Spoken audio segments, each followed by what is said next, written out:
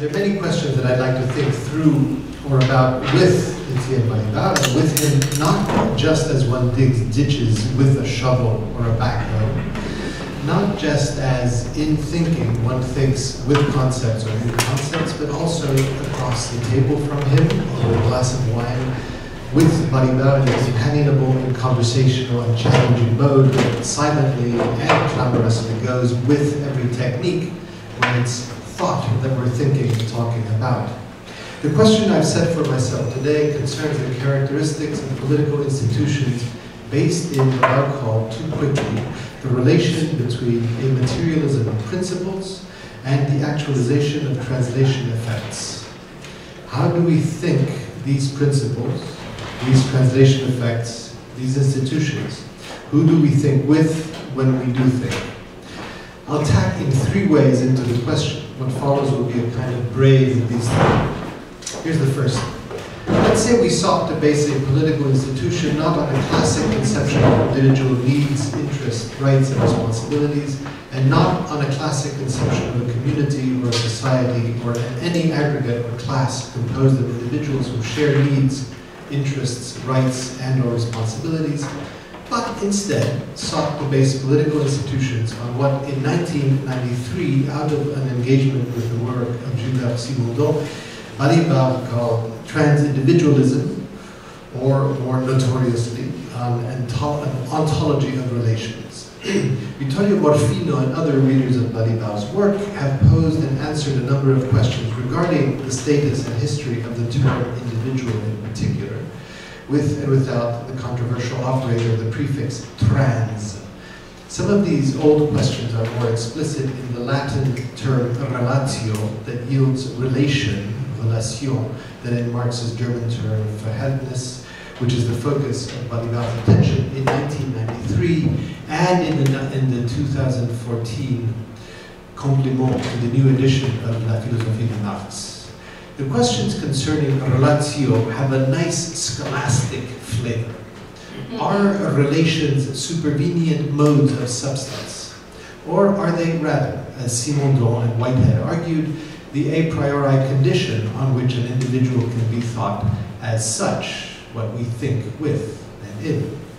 The reasons why it's tricky, even dangerous, to fall on one or the other side of this dilemma are structural, but they have a distinctly pragmatic political shape as well. If relations are modes of substance, then they can be divided critically from the indivisible individual that precedes them, logically, if not chronologically.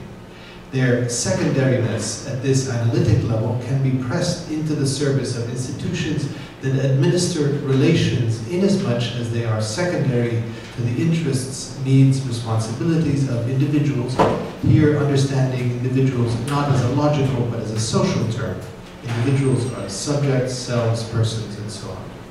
If, on the other hand, relation is the a priori condition for our thinking what is individual, if individual substance is a mode of relation, then it itself, relation, cannot be thought, not as an indivisible object of thought, nor in relation to other objects of thought. We may have an intuition regarding relation, but as soon as our intuition rises to the level of thought, its object is no longer the a prioricity of relation. The unthinkability of relation at this analytic level can be pressed into the service of institutions that mystify the grounds on which they stand, cloaking them in tautology and violence, reasserting as institutional principles and as if in compensation the principles of identity and non-contradiction threatened by the a prioricity of relation. Matters are like this because they're like this, or that's just the way things are, or in Spanish we say, porque sí. Is there an alternative to this dilemma, a different way of thinking the standing of relations or of trans-individuality? Here's a second observation linked to the first.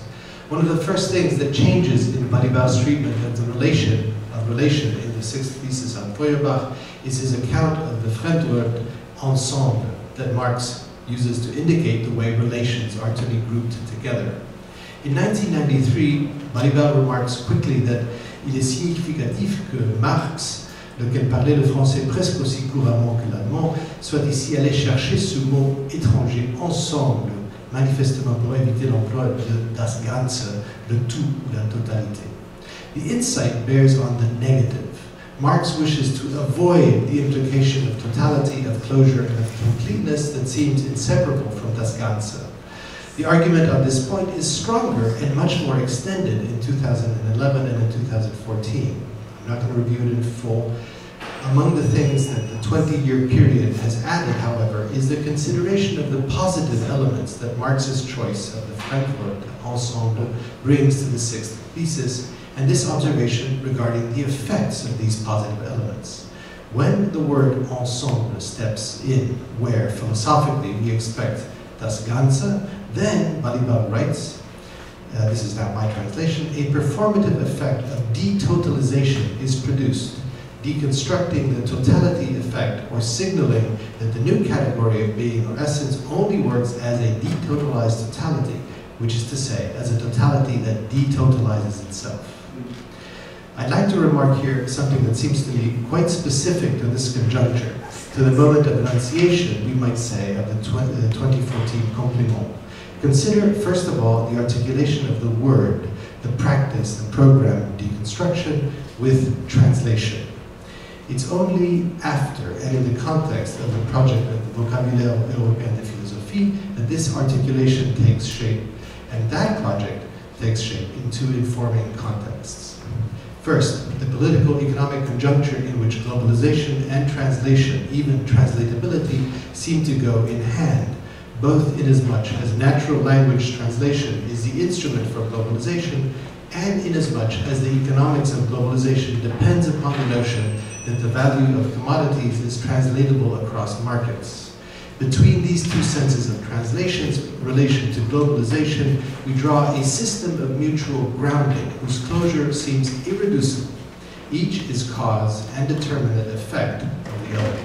Here, translation can only have the performative effect of detotalization or of deconstructing the totality effect of the logic of global capital if translation retains and affirms its relation to an axiom of untranslatability that weakens the notion of its effect, both the performative effect and the totality effect, or this weakens the cognizability of the effect.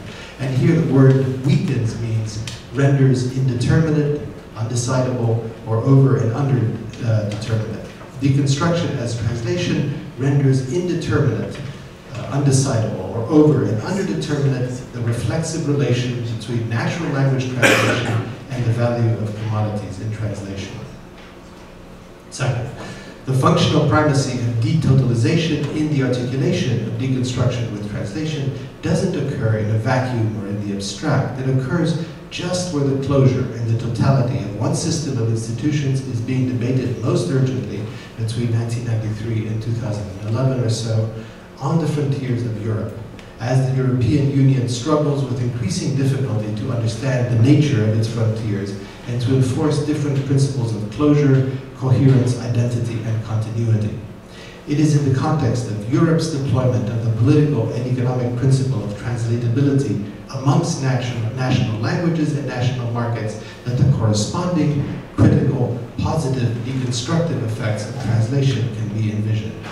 Where Europe wants to establish through the paradigm of the principle or the fantasy of translatability, the commonality or incompatibility of the individuals that it aggregates, there, just there, the critical articulation of deconstruction with translation can produce counter-institutional effects or can produce institutions structured about and founded on different sorts of principles and on a different understanding of the concept of principle that obtain within the closure of the circuit, tying the value of translation to the translatability of value.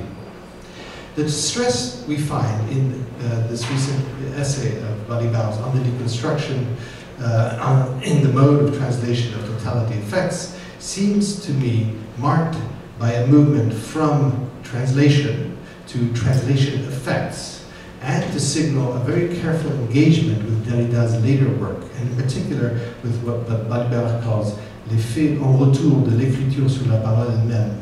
This is in an essay in Citizen Subject about Derrida. It also opens a way of approaching the production of political institutions. If classic political institutions rest conceptually on principles of thought. This is completely debatable, but let's imagine it for a second.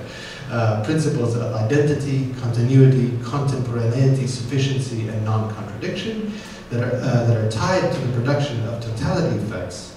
Then the translation deconstruction of these principles of thought entailed by the primacy of relation will produce, it would seem, foundations for something else. Whatever institution can be built upon these principles, other than the ones that I just delivered you, will be other than self-identical, other than continuous, other than contemporaneous, and other than non-contradictory. That institutions exist will not provide immediately a sufficient reason for their existing. Institutions and forms of association based in relationality, based in this materialism of principle, will be weakly reversible, that is to say, translatable and untranslatable. Such institutions will be formal, which is to say transitive, and they will be ephemeral, that is to say, deliberately contingent.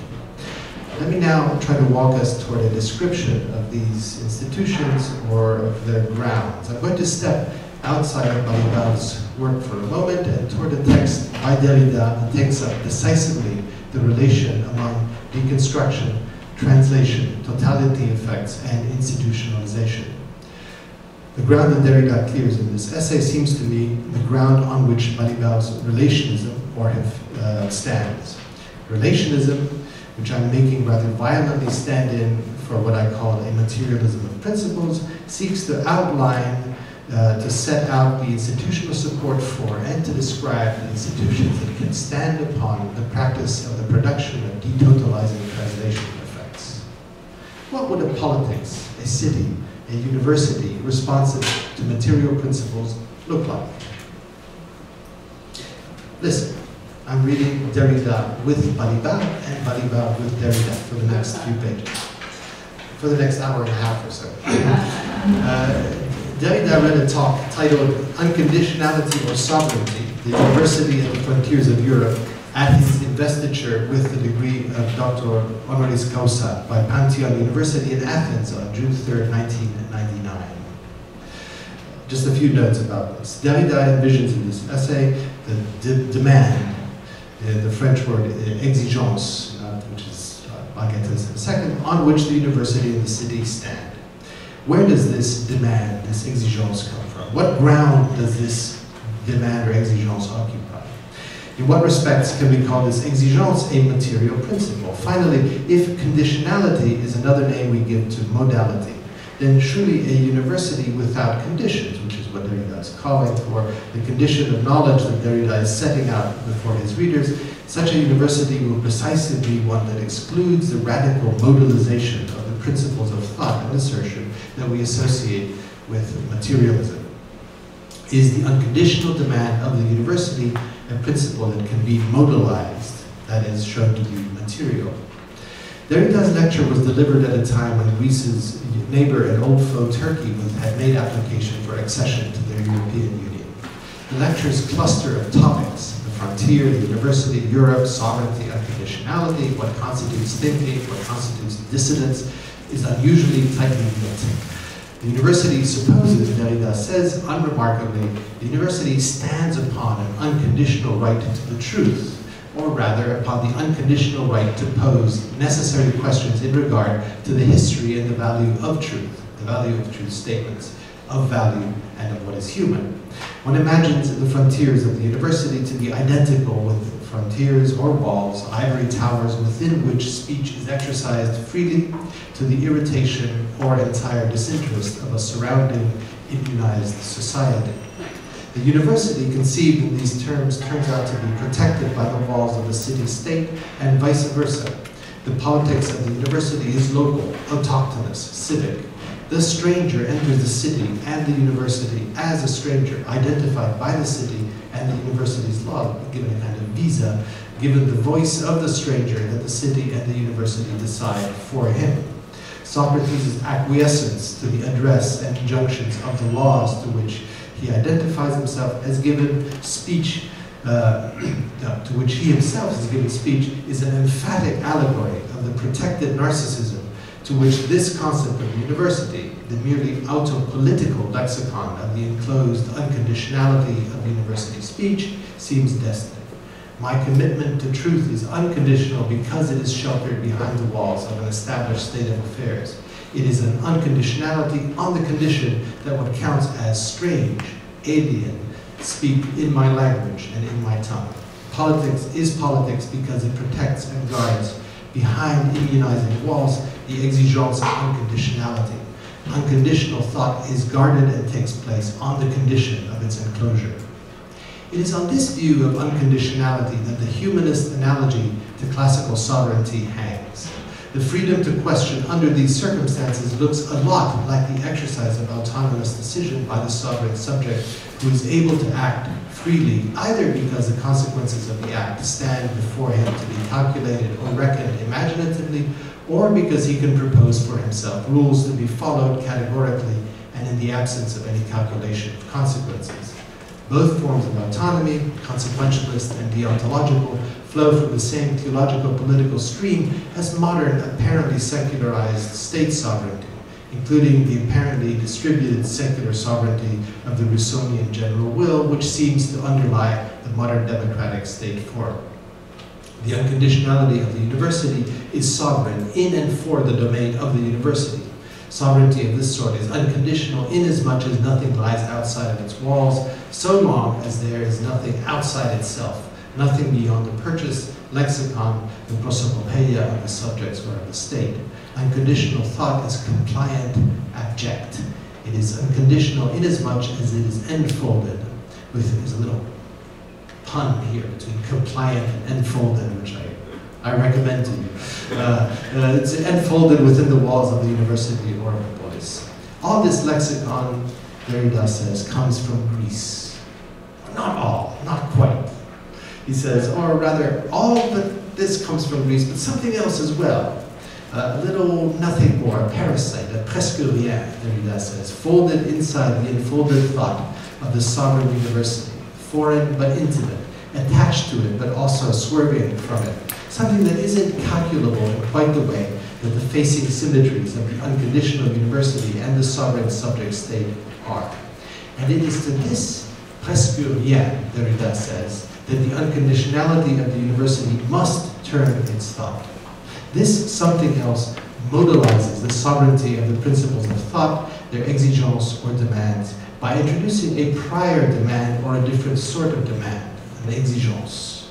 Almost nothing marks the difference in the narcissistic circuit binding the contemporary speaker to the genealogical source, to the principium or principle on which he casts his voice only to answer it. What is this presque rien, this almost nothing that marks the difference and draws a frontier between Derrida's speech and the Greek, between his speech and its translations, between the conditions of the present enunciation and the ideal of the university, between nomos and physis, one might say. Where Derrida moves toward providing an apodictic definition of the exigence within and without the university without conditions, Peggy Camus's excellent translation of his work swerves symptomatically off track, just the slightest bit, almost nothing. Derrida's definition of thought has in it a foreign element that English has trouble recognizing as foreign. Here is the French. Derrida. Et justement, ce que j'appelle ainsi pensée, c'est ce qui correspond à cette exigence inconditionnelle. La pensée n'y est rien d'autre, me semble-t-il, que cette expérience de l'inconditionnalité. Et n'est rien sans l'affirmation de cette exigence, questionnée surtout, y compris sur la valeur de la question. Now, Camus' really good translation. And precisely what I'm calling in this way thought is what corresponds to this unconditional demand. Thought is nothing other, it seems to me, than this experience of unconditionality. It is nothing without the affirmation of this demand to pose questions about everything, including the value of the question, as well as the value of truth and the truth of being that opens philosophy and science. The tricky concept here is what Derrida refers to as l'expérience de l'inconditionnalité, and which Camus translates almost necessarily as the experience of inconditionality. It is, of course, just that, the subject's experience of inconditionality. Since any action is in every way conditioned, subject to its conditions, to its modes, every action is modalized, we understand this experience of inconditionality to be something of the order of other utopian figures in Derrida's thought, an experience to come, like the sublime horizon of a naked thought, thought nakedly, a green thought in a green shade. But in transit from exigence, the demand, to the expérience, Derrida also offers something more, presque rien, but it makes every difference. First note what's lost when exigence becomes demand. We gain politeness, of course, in the echo that English strangely takes from the French. To demand in English, in an English translation of the verb exiger, is to import, willy-nilly, the French demander, to ask, to beg, to crave. As one says, je vous demande pardon, in a phrase that Derrida uses more than once. For instance, in the opening to Sauf non, plus d'un, je vous demande pardon, il faut toujours être plus qu'un pour parler. When we move from exiger to demand, we lose the stress on the particle ex, which exigence shares with expérience, and which is the mark of a spatial figure, the mark of an expulsion or an importing. In any event, a dangerous or violent transit, exigence coming from ex agere, to cast out, to ban, and expérience from expelliri, rooted in per, to bring over, leading across from outside, from another place. The exigence of thought, the exigence demanded of thought, is not internal to thought, but neither does it come simply from outside thinking, from, say, the world of real-world objects, or from a real that could be either that of abstract objects or abstract individuals, or a real of concrete objects we could point to, sociological or psychological or material in that sense. What is this movement of expulsion importing? And what does it tell us about the walls of the university, the city, the political domain, the concept? What does it tell us about the relative shelter that the university's walls, or the city's walls, or the walls of the classically conceived concept of the political provide for thought? The French word expérience retains also a sense only vestigial in English, the sense of putting to the test of unconditionality, of experimenting with unconditionality, of modalizing. Expérience means seeing what unconditionality will do under certain conditions and to certain ends. Thought is the exigence of the expérience. How ridiculous could I be? The thought is the exigence of the experience of unconditionality, so that it doesn't work in English, you have to do it in French. It's the exigence of the experience of unconditionality in these special, additional, and rather foreign senses. Senses that pass through the Latin and the Old French, senses which skip over the chronological closure of the single act and of the abstract fact. The unconditional demand that the university affirm, the demand that thought be this experience of unconditionality, not only affirms the sublime experience of the naked university without conditions, but also brings the unconditional out of the sublime city, passes it through other times and other languages, and brings it into contact with what is foreign to the city and to the university. No French reader of Derrida would have heard the question, the address, the demand in exigence, without moving extramuros across the channel to England, and from there back on the shoulders of an English translation that cannot help capture the French demandé to France.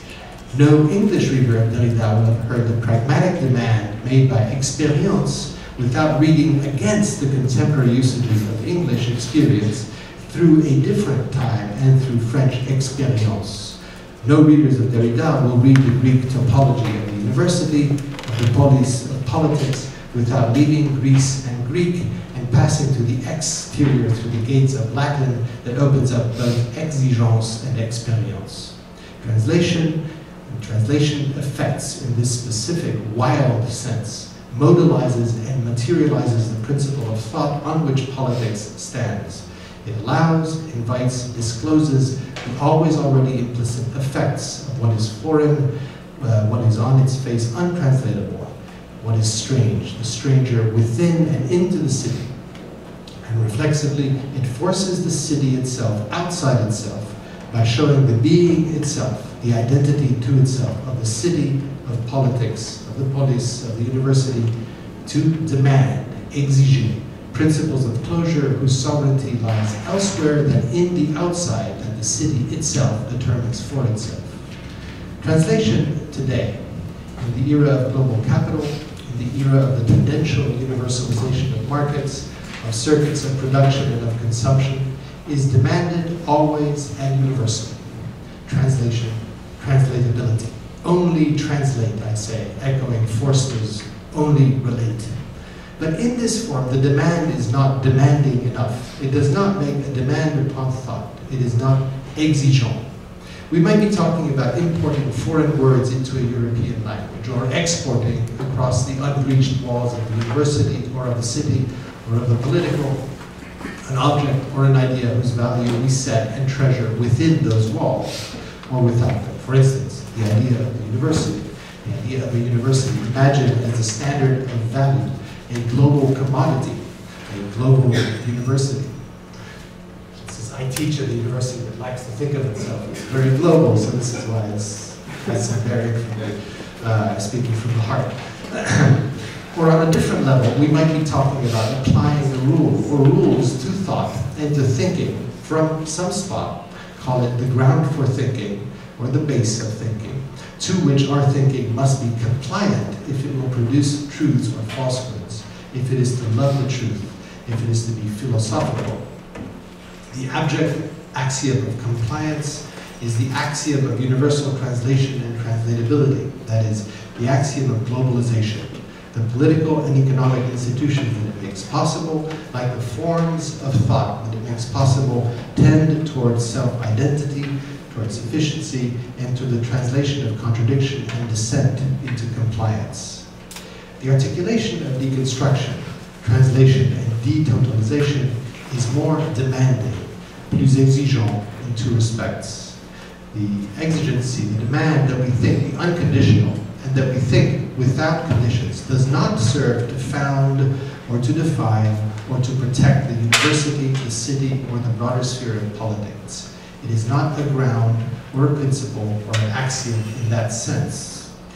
For Derrida, as I read him with Balibar, and for Balibar as I read him with Derrida, thought is expressed in and as the unconditional commitment to conditionality understood as modalization, a modalization obtaining before the substance to be modified, an originary modalization, an ontology of modalization. The unconditional commitment to conditionality is what Derrida calls dissidence, and what his essay also registers when it imagines the conditions under which its propositions concerning that commitment will be translated. The presque rien that the thematics of translation adds to or subtracts from Derrida's argument regarding unconditionality and sovereignty is, of course, the characteristic materialist swerve between first and second order expressions in Derrida's essay, but it is also the means by which the sovereignty of the principle of the unconditional commitment to conditionality, this is a difficult sentence, so I'm going to read it twice, okay? This is also, see, the presque rien, that the thematics of translation adds to or subtracts from Derrida's argument, is the means by which the sovereignty of the principle of the unconditional commitment to conditionality, that is, the principle of the sovereignty of thought, can be thought to be untranslatable into the language of political sovereignty. Right? So this particular unconditionality bears on the relation between the sovereignty of thought and political sovereignty. It's on this untranslatability that ephemeral, reversible, formal political institutions remain to be thought and actualized. Thank you.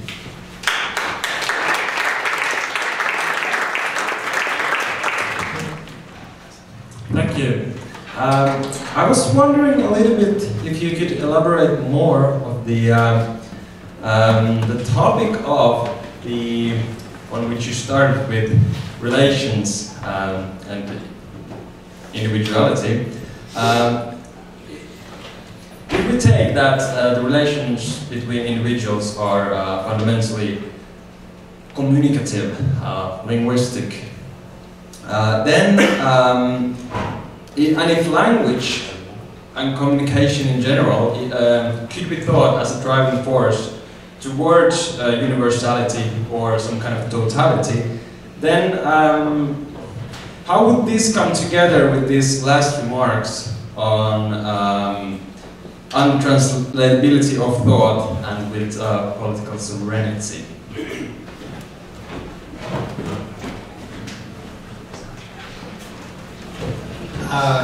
I would disagree with the first premise. I don't think that relations in the sense that I was talking about have to do with communicability. You could say that they're the ground for communication, but as I understand relation, in that specific sense, it precedes articulation, it precedes expression. And, so for that reason, it has a relation to political aggregations of different sorts, but that relation is not one in which a political aggregation is the manifestation, the expression, or the representation of specific relations. It occurs on, political association occurs on the condition that there be relation, but the relation between relation and the occurring of political institutions or communication is not something that is given or determinate or even determinable backwards from the existence of an institution or of a communicative speech situation at all. So I would stop the question at the base and answer it that way.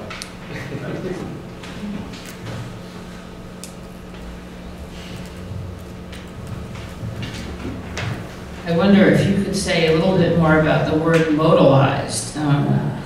Conditionality was modalized, thought was modalized. It seems like there's an effort there to make it into a verbal rather than a noun, something to do with action and movement rather than something static, but I wasn't sure what was at stake for you in that term.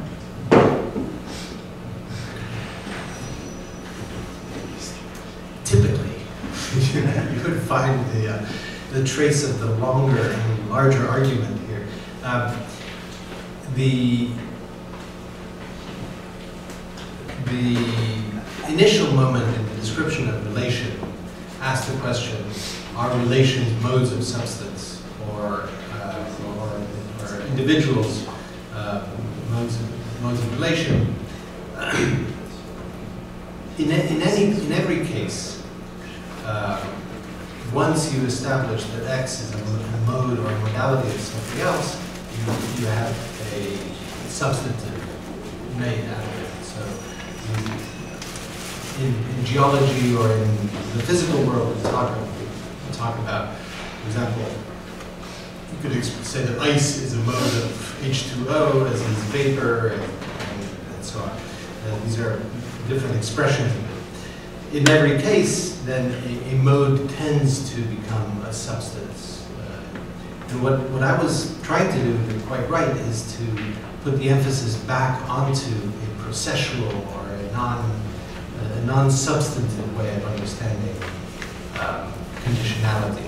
Now, the reason for this, it's not just perverseness or perversion on my part, though it may be that as well. It has to do with an underlying argument about what materialism is. Right?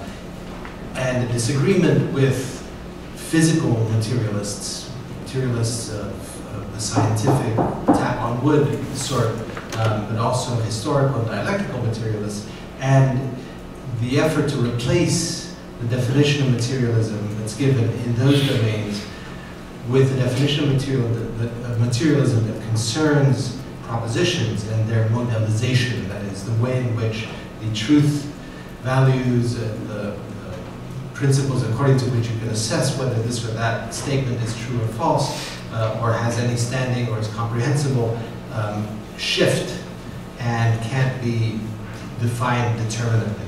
So it's, I think my perversion in this case has to do with the effort to move away from a world of actually existing objects into thinking about propositions and the rules of worlds concerning the rules of discursive worlds that concern really existing objects, and locating materialism in that world rather than in the world of actually existing objects themselves. So that's what you were hearing in the verb to modalize here.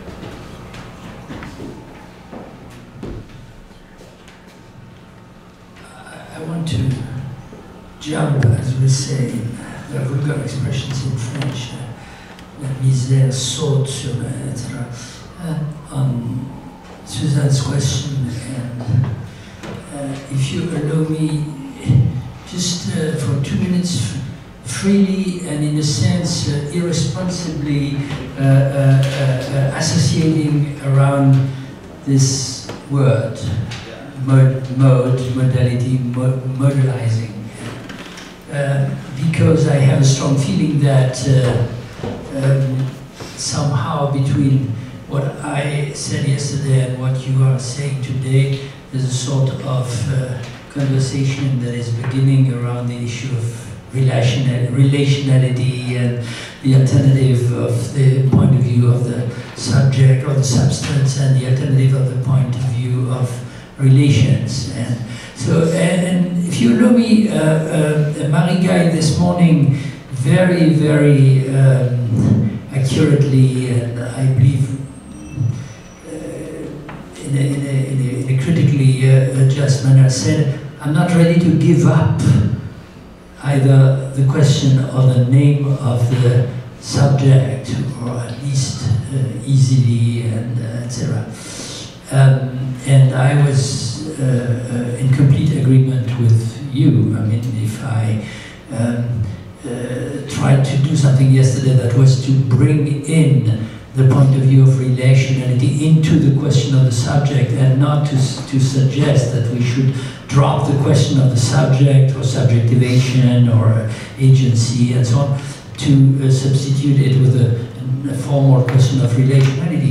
And what Jacques just said allows us, in very simple philosophical terms, to clarify the issue by suggesting that perhaps, I hope we can continue discussing about that, but we want to discuss the question of the subject in terms of specific relations and not in terms of substances. I mean, that's and even less in terms of essences. So there's no incompatibility, much the contrary, between discussing subject, subjectivation, agency, or the agency of the patient. That's the name you were looking for, the actor, and what is now proposed.